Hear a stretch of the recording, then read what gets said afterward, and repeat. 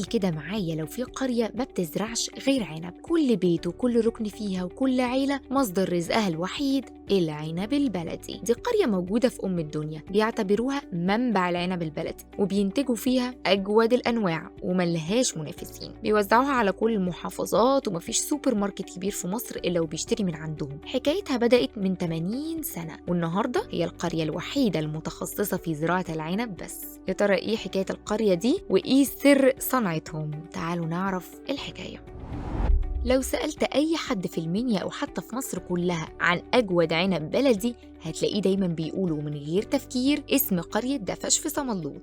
بتيجي أول حاجة في دماغه. حكاية كده بدأت من عندهم من 80 سنة، القرية اللي ورثت مهنة الزراعة أباً عن جد وعرفت تتفوق على نفسها وتبقى الأولى. العنب عندهم مش مجرد محصول، دي قصة عيلة ومهنة بتتنقل من جيل لجيل. العنب عندهم بلدي أصيل، مفيش نوع هتحتاجه إلا وهتلاقيه، وحسب كلام رجب حسين عباس واحد من المزارعين هناك، واللي قال إحنا بنزرع عنب بلدي أصيل مختلف عن كل أنواع العنب اللي تلاقيها في السوق. العنب بتاعنا طبيعي 100% من غير أي مبيدات تخلي طعمه مختلف أو ينضج بسرعة عشان السوق. ده غير إن شجر العنب عندهم من سنين كتير، ممكن تلاقي واحدة عمرها يوصل ل 25 سنة في الأرض، ودي حاجة مش عادية ومش هتلاقيها في أي مكان في العالم، لأن العنب محصول صيفي بيحتاج رعاية على مدار السنة. وبين الزراعة والرعاية والحصاد القصة كلها بتاخد وقت ومجهود كبير، بس في النهاية بيطلع عنب طعمه مفيش أطعم منه. في قرية دفش مزارعين زي أحمد سيد بيبتدوا يزرعوا العنب ده في ديسمبر لحد مارس، بعدها بقى بيهتموا بالعولة من أول 3 سنين من غير ما الشجرة تنتج ثمار. المهم بالنسبة لهم إن الشجرة تكبر وتدي محصول كبير بعد كده. أحمد بيأكد إن إنتاج الفدان في أول موسم ممكن يوصل ل3 أو 4 أطنان، وكل ما تكبر الشجرة الإنتاج ممكن يوصل ل20 طن. عنب دفش بيتميز بإنه بيستوي بشكل طبيعي على الشجرة، أو بمعنى أصح أورجانيك، من غير ما يحتاج أي مبيدات كيماوية عشان يستوي بسرعة مثلا زي اللي موجود في الأسواق العالمية أو حتى اللي بنستورده، وده اللي بيخليه مطلوب أكتر عن أي نوع تاني سواء في السوق المحلي أو حتى التصدير. ورغم إن الموضوع لحد هنا حلو قوي ما فيهاش أي مشاكل، بس من ناحية تانية أهالي القرية بتواجههم مشكلة بيعانوا منها المزارعين دلوقتي، وهي ارتفاع أسعار الأسمدة والمبيدات، وبالتالي بتأثر على دخلهم. بس رغم كده هم بيشتغلوا بإيديهم وبيحافظوا على المهنة دي كتراث خاص بيهم.